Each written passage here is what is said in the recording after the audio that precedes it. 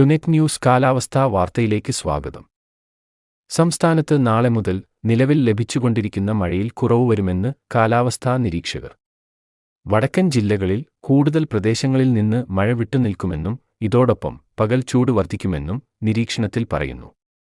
അതേസമയം തെക്കൻ ജില്ലകളിൽ ഒറ്റപ്പെട്ട മഴ ലഭിക്കുമെങ്കിലും അവ ചുരുക്കം ചില മേഖലകളിലായി ഒതുങ്ങിയേക്കും.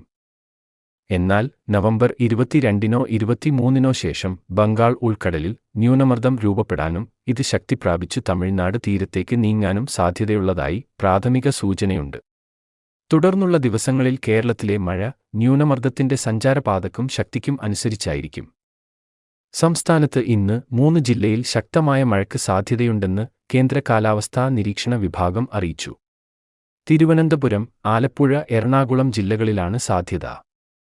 ഈ ജില്ലകളിൽ യെല്ലോ അലർട്ട് പ്രഖ്യാപിച്ചു. കേരളം, കർണാടക തീരങ്ങളിൽ ഇന്ന് മത്സ്യബന്ധനത്തിന് തടസ്സമില്ലെന്നും ലക്ഷദ്വീപ് തീരത്ത് മത്സ്യബന്ധനത്തിന് പോകാൻ പാടില്ലെന്നും കേന്ദ്ര കാലാവസ്ഥാ നിരീക്ഷണ വിഭാഗം അറിയിച്ചു. കാലാവസ്ഥാ വാർത്തകൾ കൃത്യമായി ലഭിക്കാൻ ചാനൽ സബ്സ്ക്രൈബ് ചെയ്യുക.